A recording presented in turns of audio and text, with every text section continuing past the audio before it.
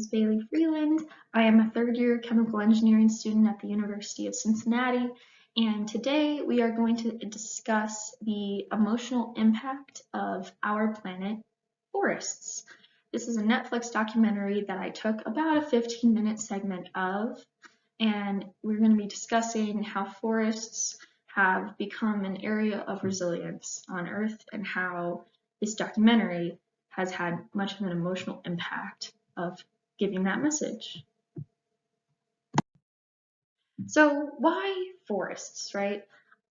I have always been drawn to the trees. I enjoy hiking and backpacking, and I really like to be in an area of where things are much taller than me. I am 5'2", so things are usually much taller than me, but forests give an air of calm, of peacefulness.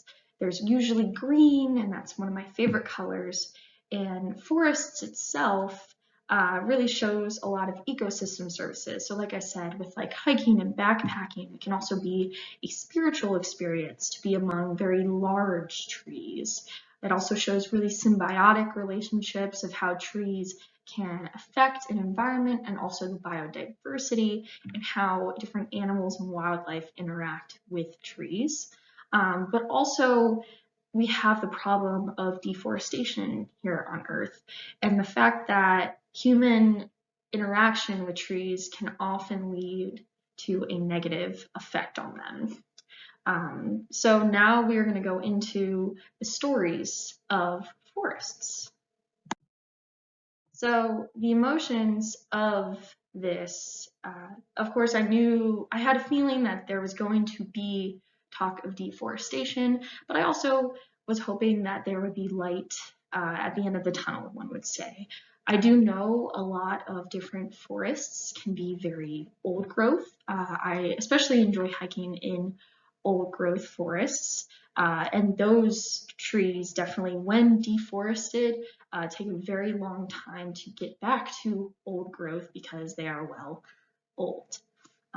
So I was very cautious yet hopeful going into this documentary. So some of the stories that I chose in my 15-minute segment, there were three, ranging across multiple different types of environments and ecosystems and even continents, which is very fascinating that forests are truly all over the world.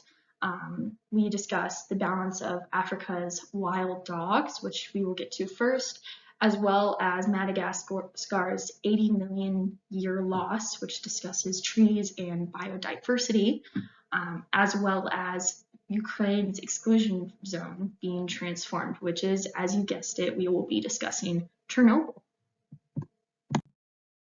So first, we are talking with Africa's wild dogs. So wild dogs are actually one of the most endangered species in Africa. They are often photographed and found in the savanna and grasslands, but their actual preferred environment are the forests of the Miombo, which is one of the largest forests that span across Africa.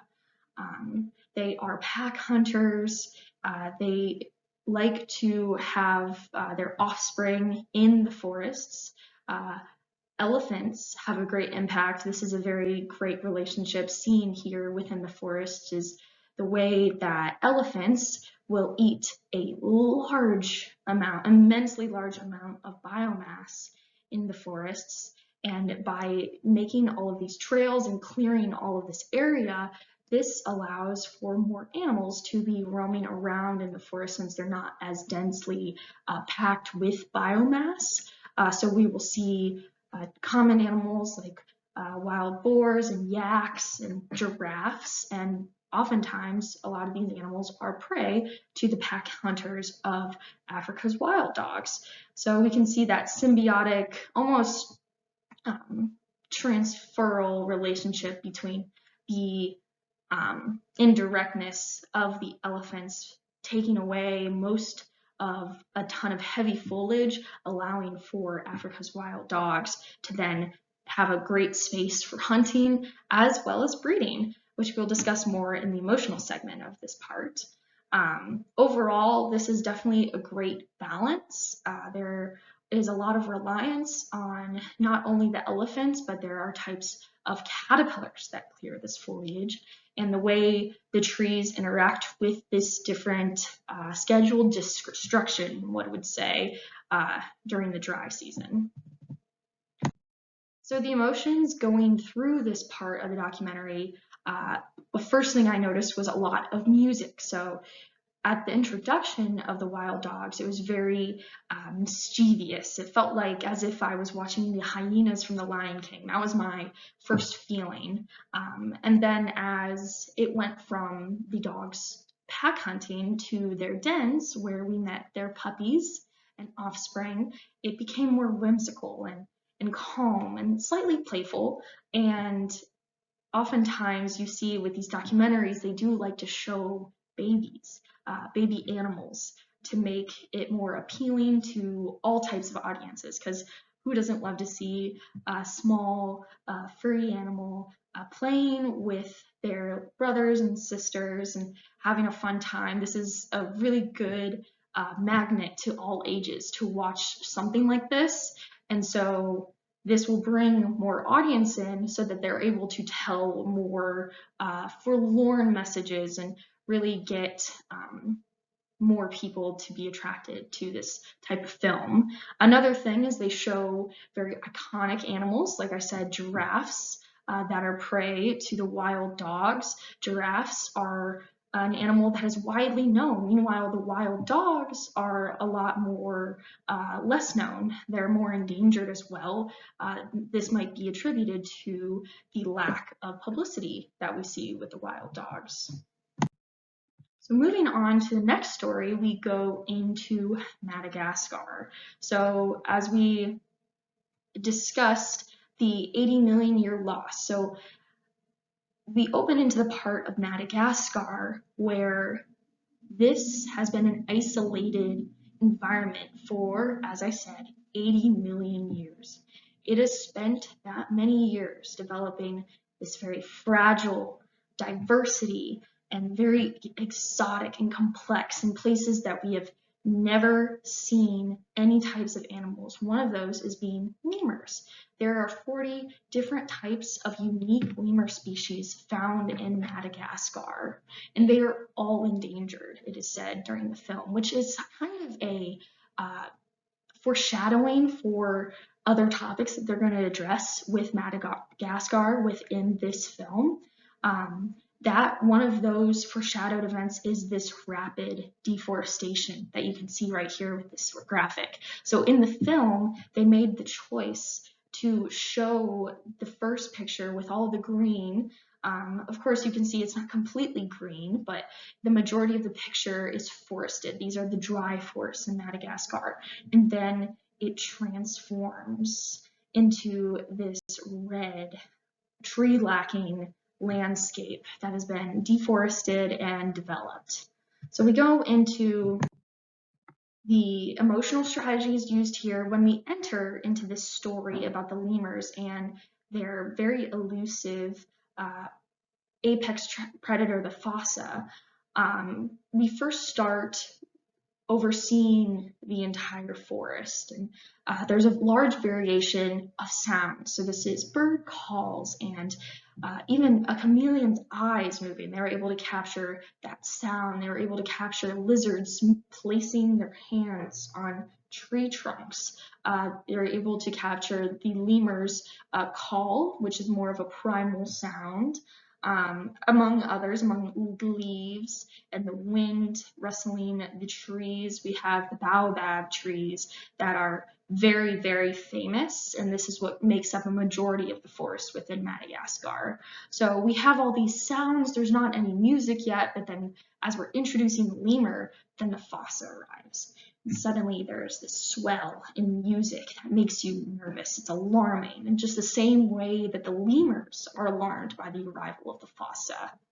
And then as we go and follow the fossa, we see that it is their breeding season and that they are very elusive. But when they're breeding, they actually gather in groups around a female in a specific tree. And then it becomes a little risque and very playful as the breeding occurs, or the other fossa are being callers on the female. It's almost like a fun dating game that you're watching. So it becomes more of a playful sound. And then as the sun sets, and one would say the fossas, they go to sleep, the music becomes dreamy and almost as if like star drops are falling from the sky.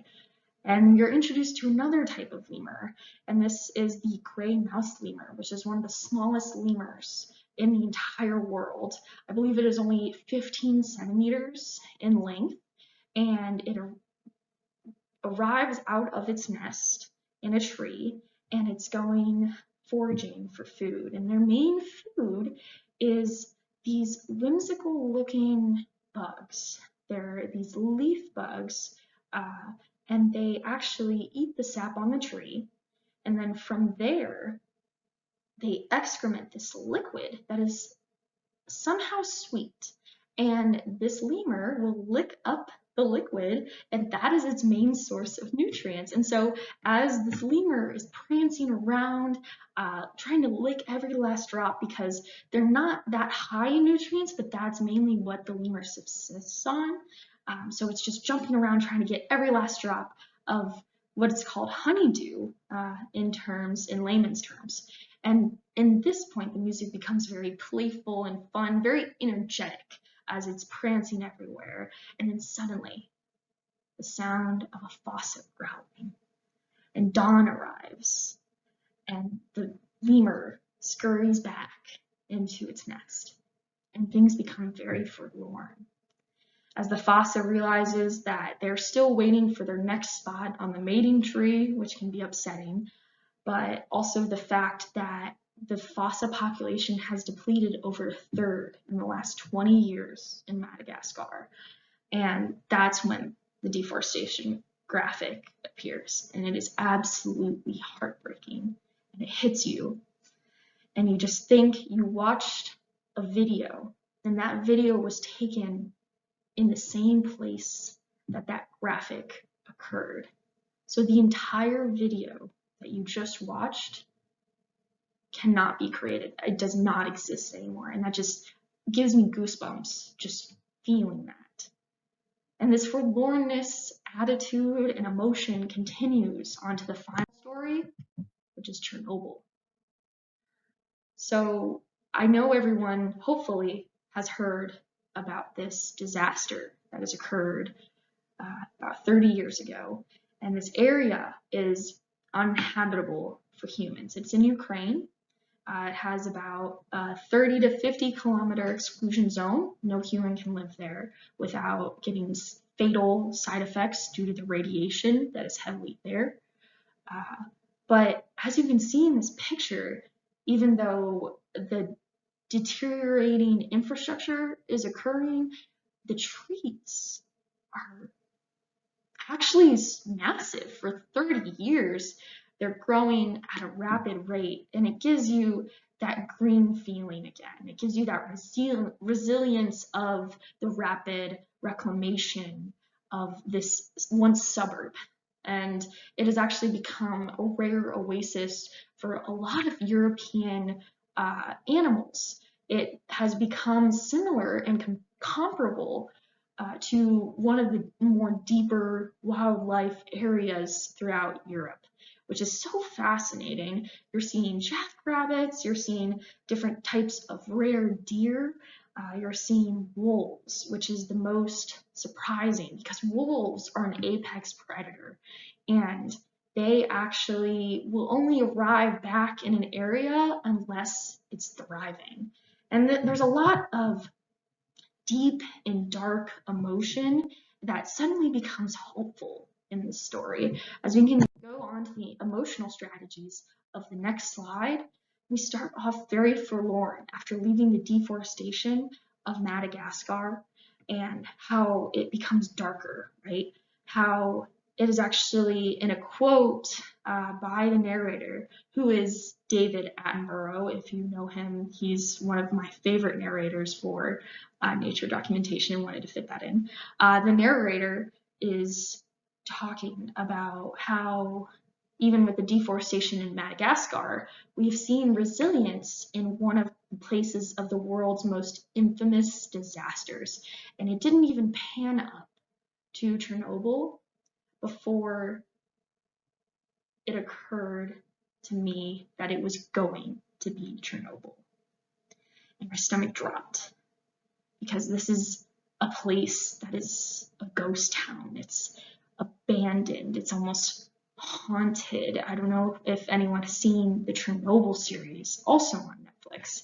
That is just terrifying on what this explosion and meltdown of the reactor had done to human life, how quickly people evacuated. And this sound, this music is swelling. It swells into this pan of the reactor that is covered, and that is the climax of that darkness and that hauntingness. And it shows deteriorating buildings, a lone owl hooting. It wants you to think it's scary. It wants you to think it's creepy. But as it shows more pictures, you see the growth. You can see trees. Trees are growing through the floors. They're growing on the roofs. They're growing up through ceilings, through walls, all over this crumbling infrastructure. And that's when the mood turns. It becomes slightly hopeful, still intriguing, not totally light, but then animals are introduced and the music becomes more and more hopeful, more and more happiness inducing, one would say. And all these animals and all these offspring is the repeat of that use of showing younger animals, deer, horses. Horses are well known to many audiences, and there's a rare type of horse there. And that's very intriguing to a lot of audiences. So this is pulling the audience in as the video closes up. And it's really bringing the audience together and showing that this recovery, which has only happened over the course of 30 years, has been truly dramatic, but also truly impactful.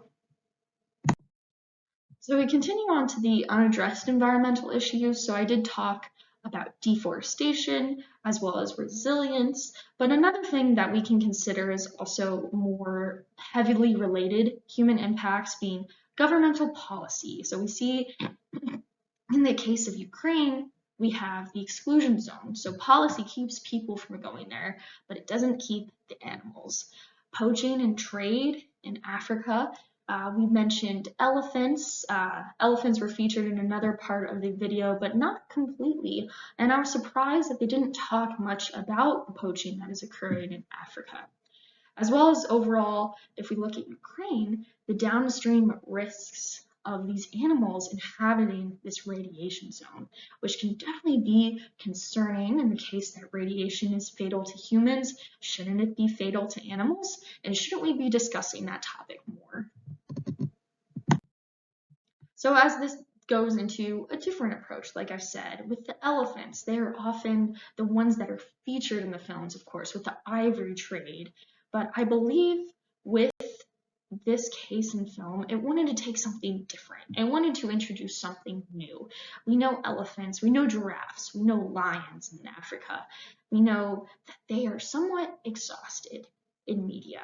And we want to open up the world by still marking that elephants are there, but also the fact that there are other things in this wide web of biodiversity that needs to be accentuated. The baobabs, they were touched on slightly, but oftentimes lemurs are more presented in Madagascar's filmmaking. And as you can probably see in the Penguins of Madagascar, that is a popular movie. Lemurs were definitely accentuated in that as well. So I thought baobabs is definitely another topic to talk about, especially since a primary focus of the Madagascar segment was deforestation.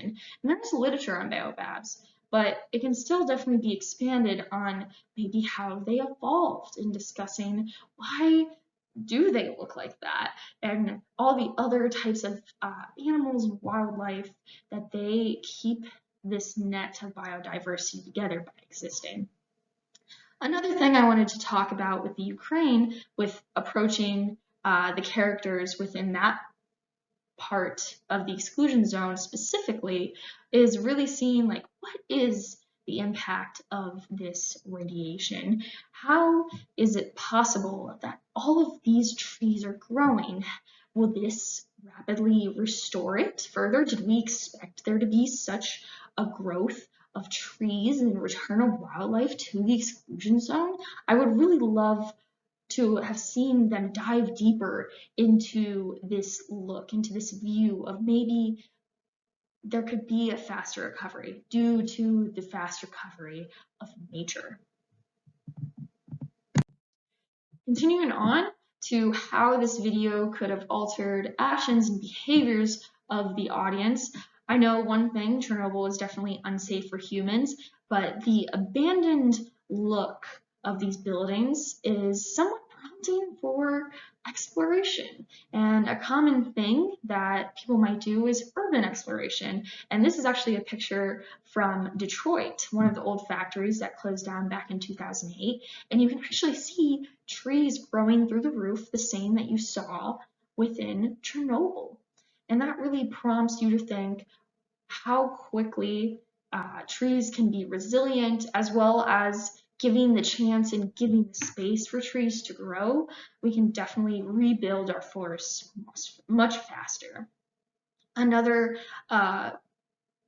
strategy that they used to make behaviors turn in this film is by focusing on maybe the odd man out. So we saw like the African wild dogs, which are not as much highlighted. The fosse, the apex predator of the lemurs, which is very elusive and very rare, as well as overall with the endangered types of horses that we see in Ukraine, as well as the wolves. Not many people realize there might be wolves in Europe just because it's such a heavily developed continent. So by looking at more unexpected characters in this film, we are able to see a lot more awareness and a lot more intro of information towards these specific types of species. Another thing, as we show in this film, is fear. And wilderness recovery and fear can definitely go hand in hand. And where we saw with Madagascar, with that jarring graphic of the change of deforestation, can definitely be awakening something in the audience. And this can definitely be very helpful with people making the move to decide to plant a tree or to volunteer for trash cleanups or to protest deforestation and protect forests and further expand the Wilderness Act we have here in the United States.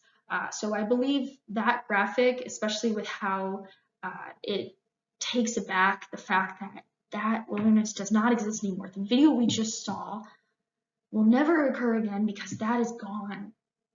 That can be very, very important to causing change.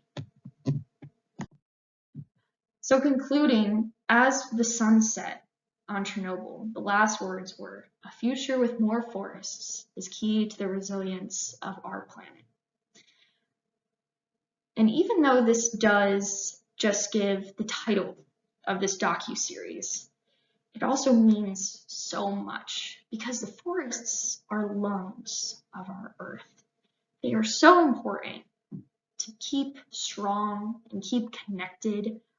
As we've learned about wildlife corridors in this class, keeping a strong and widespread area of forests connected throughout our world is so important for the biodiversity, the community that lives in these forests, as well as just the overall health and control of pollution in our planet. And this sun was setting on Ukraine. But as the sun sets, we always know that it will rise again. And it definitely gave me chills, as we know that we have the opportunity to replant forests, to protect the old growth forests that remain, as well as any areas of new growth, and to ensure that the sun will rise again on a strong forest throughout our Earth. Thank you so much for taking the time to watch my presentation. Below you can find the video link as well as the timestamp in which I pulled the evaluation from and understood the emotions of.